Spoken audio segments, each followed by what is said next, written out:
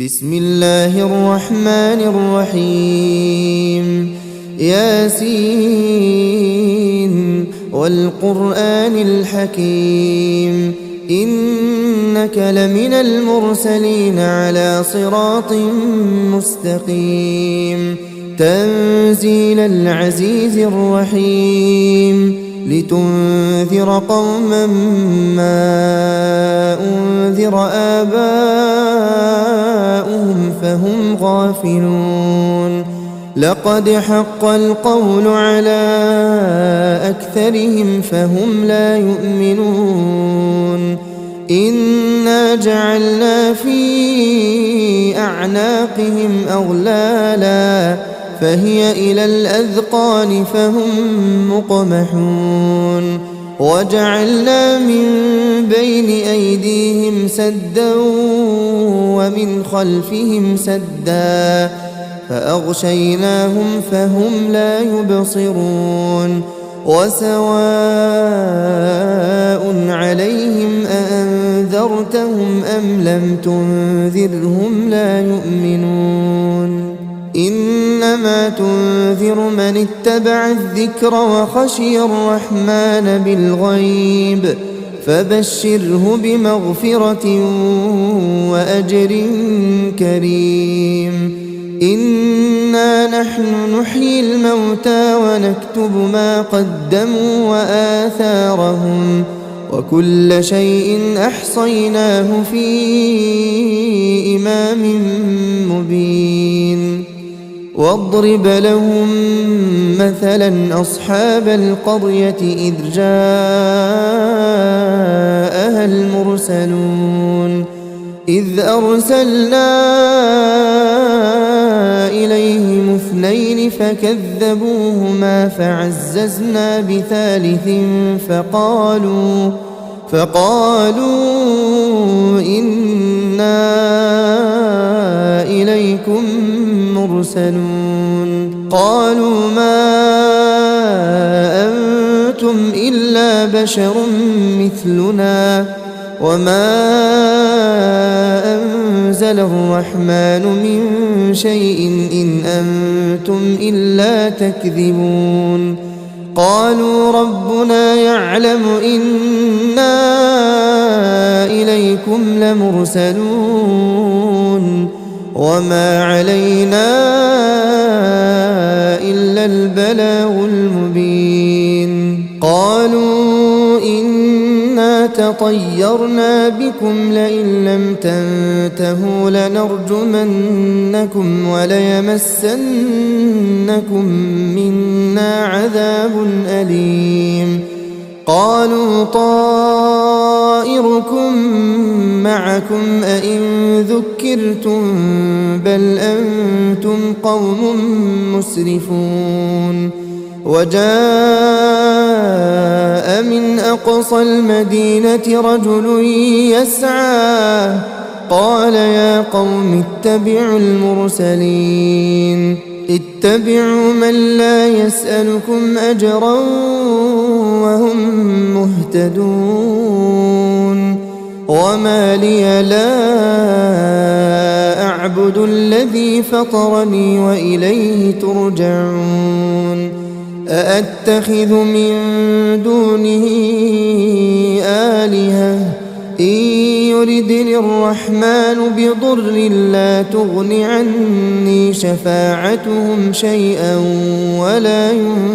ينقذون إني إذا لفي ضلال مبين إني آمنت بربكم فاسمعون قيل ادخل الجنة قال يا ليت قومي يعلمون بما غفر لي ربي وجعلني من المكرمين وما أنزلنا على قومه من بعده من جند من السماء وما كنا منزلين إن كانت إلا صيحة واحدة فإذا هم خامدون يا حسرة على العباد ما يأتيهم من رسول إلا كانوا به يستهزئون ألم يروا كم أهلكنا قبلهم من القرون أنهم إليهم لا يرجعون وإن كل لما جميع لدينا محضرون وآية لهم الأرض الميتة أحييناها وأخرجنا منها حبا فمنه يأكلون وجعلنا فيها جنات من نخيل وأعناب وفجرنا فيها من العيون ليأكلوا من ثمره وما عملته أيديهم أفلا يشكرون سبحان الذي خلق الأزواج كلها مما تنبت الأرض ومن أنفسهم ومما لا يعلمون وآية لهم الليل نسلخ منه النهار فإذا هم مظلمون والشمس تجري لمستقر لها ذلك تقدير العزيز العليم والقمر قدرناه منازل حتى عاد كالعرجون القديم لا الشمس ينبغي لها أن تدرك القمر ولا الليل سابق النهار وكل في فلك يسبحون وآية لهم أنا حملنا ذريتهم في الفلك المشحون وخلقنا لهم من مثله ما يركبون وإن نشأ نغرقهم فلا صريخ لهم ولا هم ينقذون إلا رحمة منا ومتاعا إلى حين وإذا قيل لهم اتقوا ما بين أيديكم وما خلفكم لعلكم ترحمون وما تأتيهم من آية من آيات ربهم إلا كانوا عنها معرضين وإذا قيل لهم أنفقوا مما رزقكم الله قال الذين كفروا للذين آمنوا أنطعم من لو يشاء الله أطعمه إن أنتم إلا في ضلال مبين ويقولون متى هذا الوعد إن كنتم صادقين ما ينظرون إلا صيحة واحدة تأخذهم وهم يخصمون فلا يستطيعون توصية ولا إلى أهلهم يرجعون ونفخ في الصور فإذا هم من الأجداث إلى ربهم ينسلون قالوا يا ويلنا من بعثنا من مرقدنا هذا ما وعد الرحمن وصدق المرسلون إن كانت إلا صيحة واحدة فإذا هم جميع لدينا محضرون فاليوم لا تظلم نفس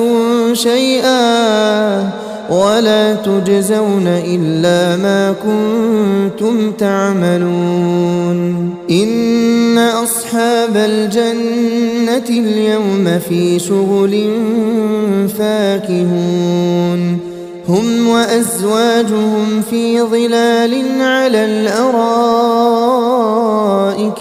متكئون لهم فيها فاكهة ولهم ما يدعون سلام قولا من رب رحيم وامتازوا اليوم أيها المجرمون ألم أعهد إليكم يا بني آدم ألا تعبدوا الشيطان إنه لكم عدو مبين وأن اعبدوني هذا صراط مستقيم ولقد أضل منكم جبلا كثيرا أفلم تكونوا تعقلون هذه جهنم التي كنتم توعدون اصلوها اليوم بما كنتم تكفرون اليوم نختم على أفواههم وتكلمنا أيديهم وتشهد أرجلهم بما كانوا يكسبون ولو نشاء لطمسنا على أعينهم فاستبقوا الصراط فأنى يبصرون ولو نشاء لمسخناهم على مكانتهم فما استطاعوا مضيا ولا يرجعون ومن نعمره ننكسه في الخلق أفلا يعقلون وما علمناه الشعر وما ينبغي له إن هو إلا ذكر وقرآن مبين لينذر من كان حيا ويحق القول على الكافرين أولم يروا أنا خلقنا لهم مما عملت أيدينا أنعاما فهم لها مالكون وذللناها لهم فمنها ركوبهم ومنها يأكلون ولهم فيها منافع ومشارب أفلا يشكرون واتخذوا من دون الله آلهة لعلهم ينصرون لا يستطيعون نصرهم وهم لهم جند محضرون فلا يحزنك قولهم إنا نعلم ما يسرون وما يعلنون أولم ير الإنسان أنا خلقناه من نطفة فإذا هو خصيم مبين وضرب لنا مثلا ونسي خلقه قال من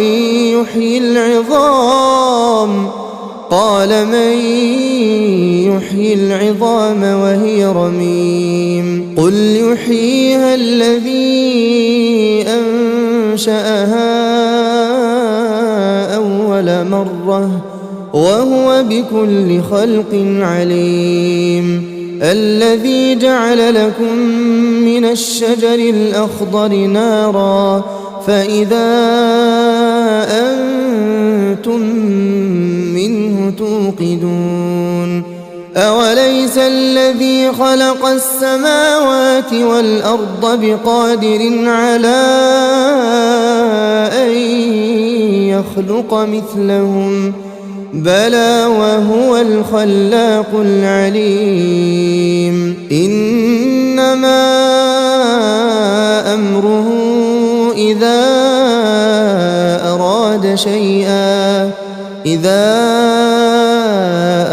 أراد شيئا أن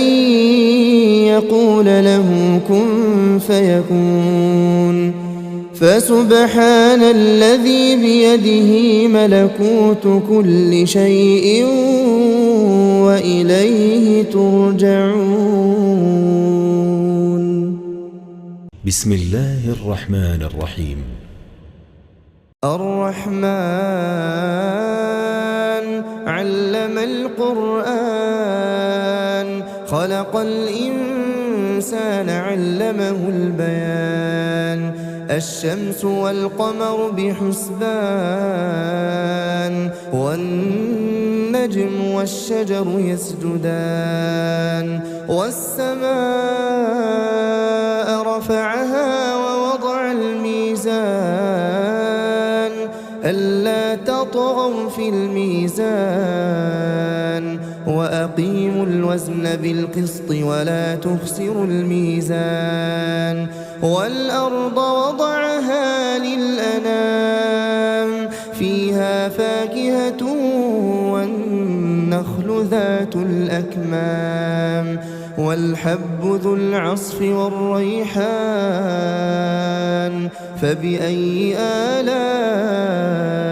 ربكما تكذبان خلق الإنسان من صلصال كالفخار وخلق الجان من مارج من نار فبأي آلاء ربكما تكذبان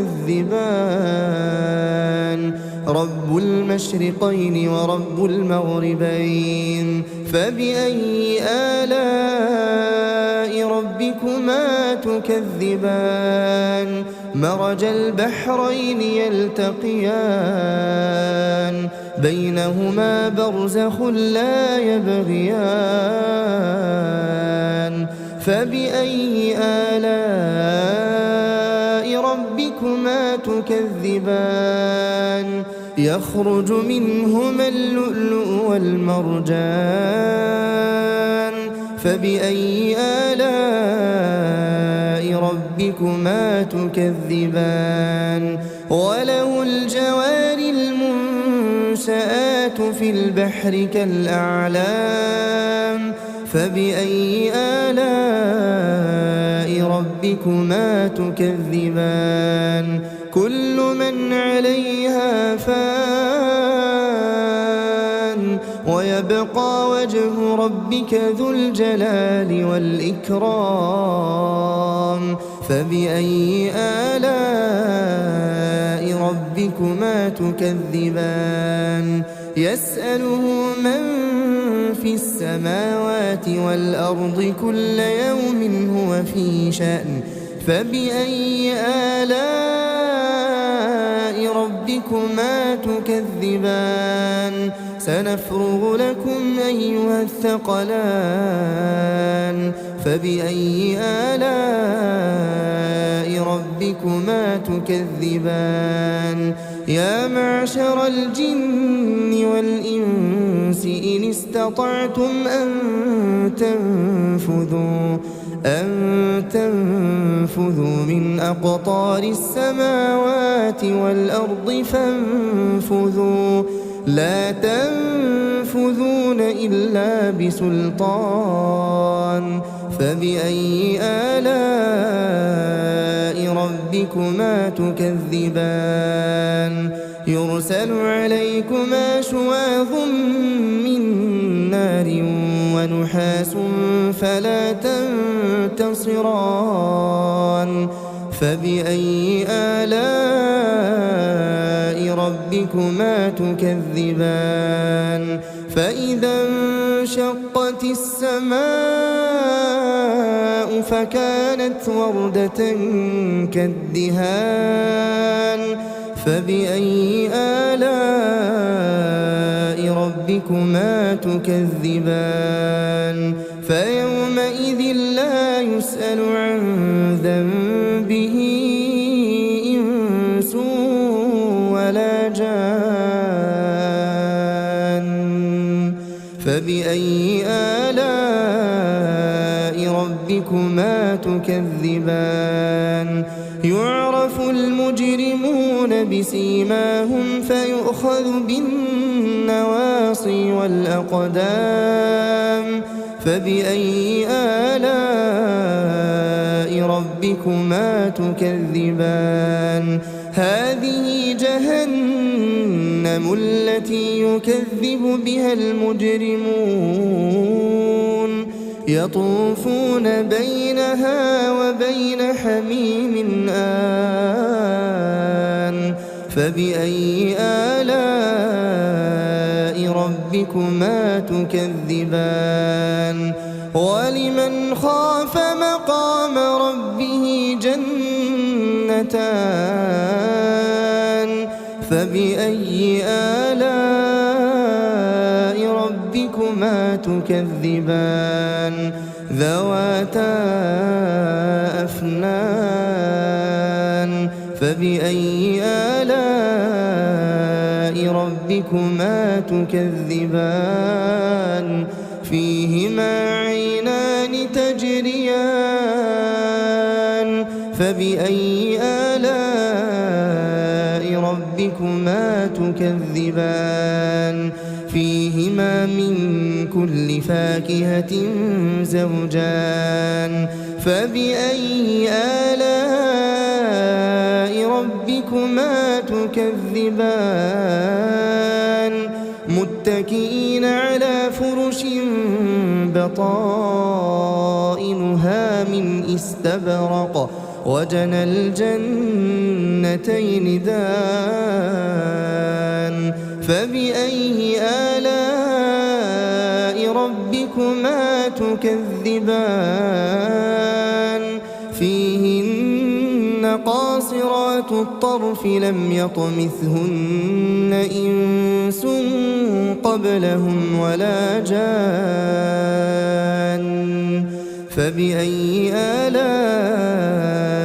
ربكما تكذبان كأنهن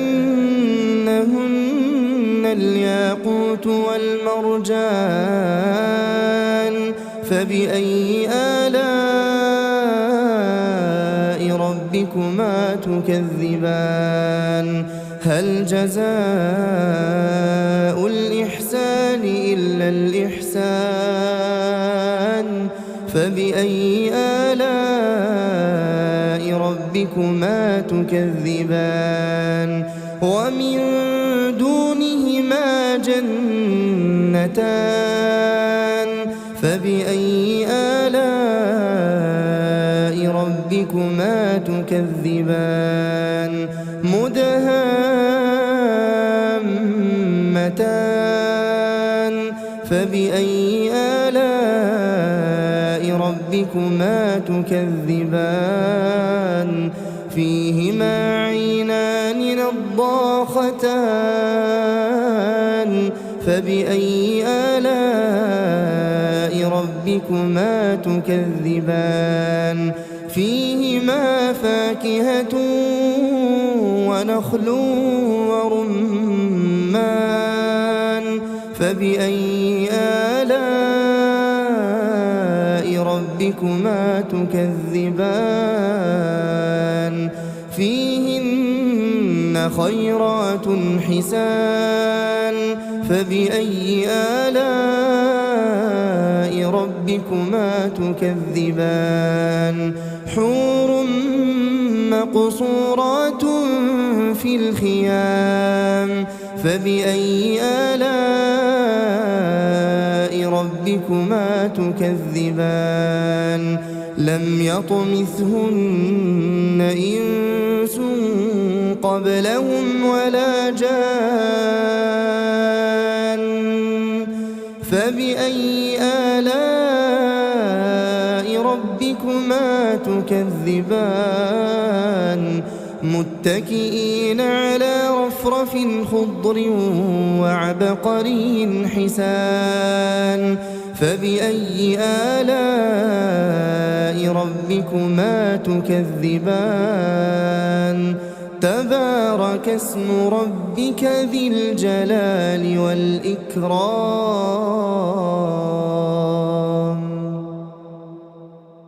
بسم الله الرحمن الرحيم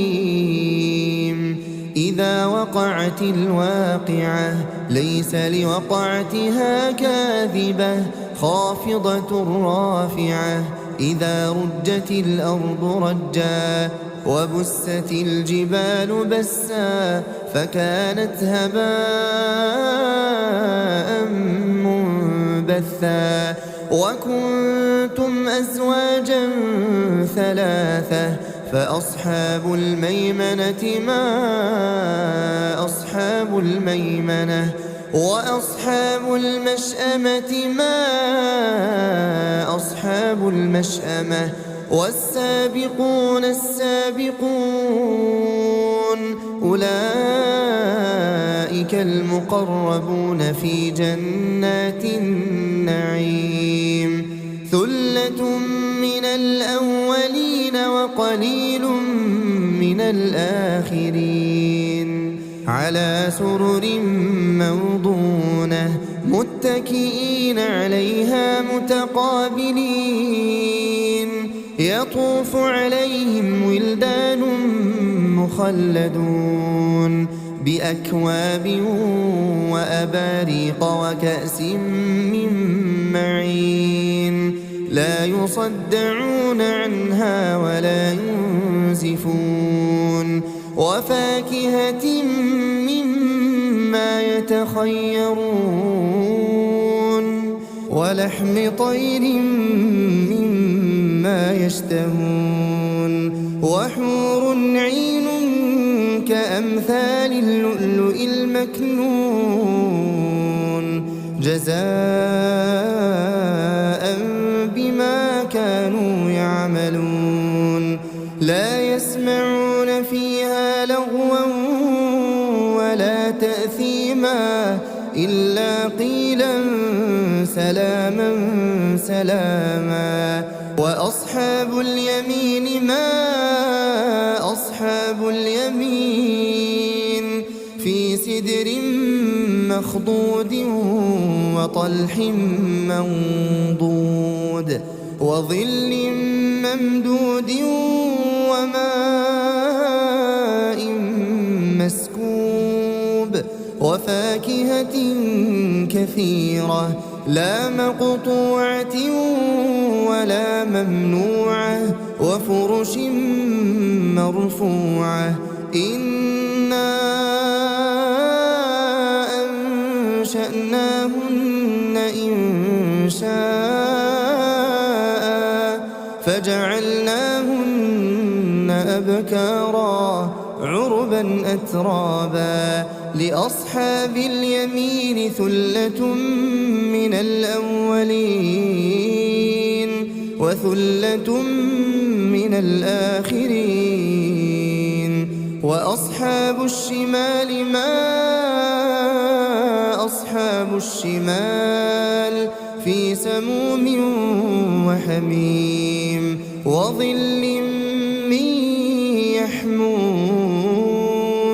لا بارد ولا كريم إنهم كانوا قبل ذلك مترفين وكانوا يصرون على الحنث العظيم وكانوا يقولون أئذا متنا وكنا ترابا وعظاما أئنا لمبعوثون أو آباؤنا الأولون قل إن الأولين والآخرين قل إن الأولين والآخرين لمجموعون إلى ميقات يوم معلوم ثم إنكم أيها الضالون المكذبون لآكلون من شجر من زقوم فمالئون منها البطون فشاربون عليه من الحميم فشاربون شرب الهيم هذا نزلهم يوم الدين نحن خلقناكم فلولا تصدقون أفرأيتم ما تمنون أأنتم تخلقونه أم نحن الخالقون نحن قدرنا بينكم الموت وما نحن بمسبوقين على أن نبدل أمثالكم وننشئكم فيما لا تعلمون ولقد علمتم النشأة الأولى فلولا تذكرون أفرأيتم ما تحرثون أأنتم تزرعونه أم نحن الزارعون لو نشاء لجعلناه حطاما فظلتم تفكهون إنا لمغرمون بل نحن محرومون أفرأيتم الماء الذي تشربون أأنتم أنزلتموه من المزن أم نحن المنزلون لو نشاء جعلناه أجاجا فلولا تشكرون أفرأيتم النار التي تورون أأنتم أنشأتم شجرتها أم نحن المنشئون نحن جعلناها تذكرة ومتاعا للمقوين فسبح باسم ربك العظيم فلا أقسم بمواقع النجوم وإنه لقسم لو تعلمون عظيم إنه لقرآن كريم في كتاب مكنون لا يمسه إلا المطهرون تنزيل من رب العالمين أفبهذا الحديث أنتم مدهنون وتجعلون رزقكم أنكم تكذبون فلولا إذا بلغت الحلقوم وأنتم حينئذ تنظرون ونحن أقرب إليه منكم ولكن لا تبصرون فلولا إن كنتم غير مدينين ترجعونها إن كنتم صادقين فأما إن كان من المقربين فروح وريحان وجنة نعيم وأما إن كان من أصحاب اليمين فسلام لك من أصحاب اليمين وأما إن كان من المكذبين الضالين فنزل من حميم وتصلية جحيم إن هذا لهو حق اليقين فسبح باسم ربك العظيم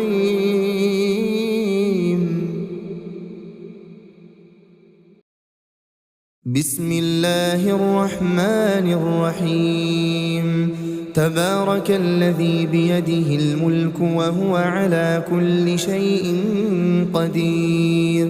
الذي خلق الموت والحياة ليبلوكم أيكم أحسن عملا وهو العزيز الغفور الذي خلق 7 سماوات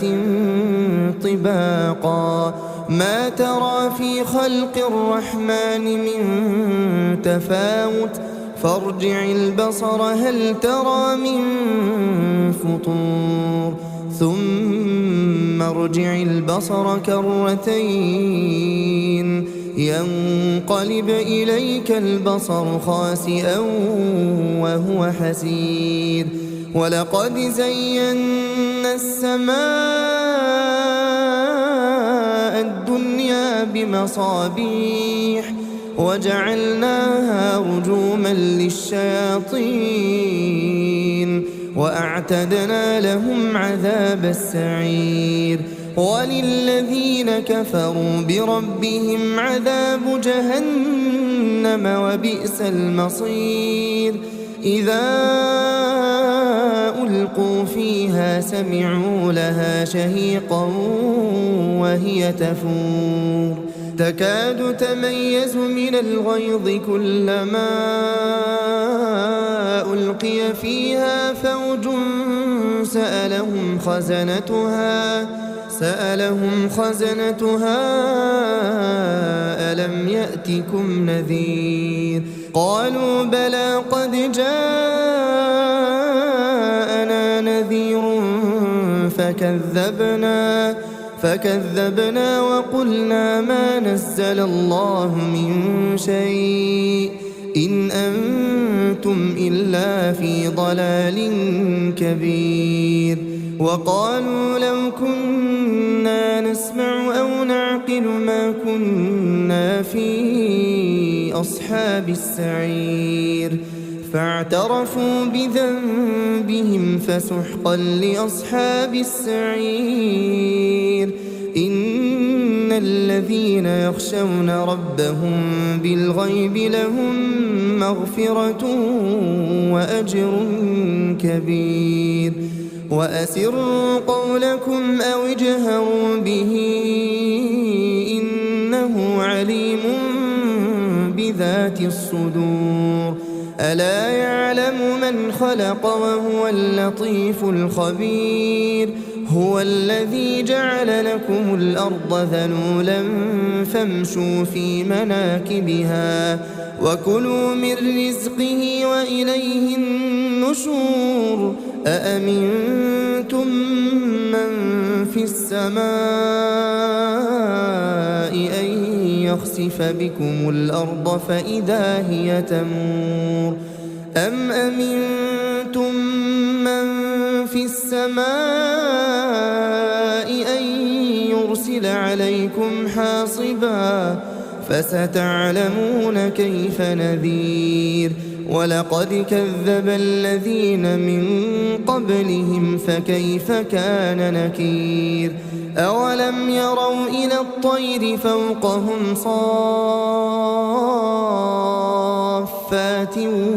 ويقبضن ما يمسكهن إلا الرحمن إنه بكل شيء بصير أمن هذا الذي هو جند لكم ينصركم من دون الرحمن إن الكافرون إلا في غرور أمن هذا الذي يرزقكم إن أمسك رزقه بل لجوا في عتو ونفور أفمن يمشي مكبا على وجهه أهدى أمن يمشي سويا على صراط مستقيم قل هو الذي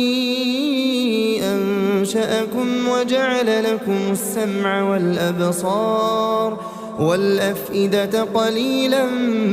ما تشكرون قل هو الذي ذرأكم في الأرض وإليه تحشرون ويقولون متى هذا الوعد إن كنتم صادقين قل إنما العلم عند الله وإنما أنا نذير مبين فلما رأوه زلفة سيئت وجوه الذين كفروا وقيل هذا الذي كنتم به تدعون قل أرأيتم إن أهلكني الله ومن معي أو رحمنا فمن يجير الكافرين من عذاب أليم قل هو الرحمن آمنا به وعليه توكلنا فستعلمون من هو في ضلال مبين قل أرأيتم إن أصبح ماؤكم غورا فمن يأتيكم بماء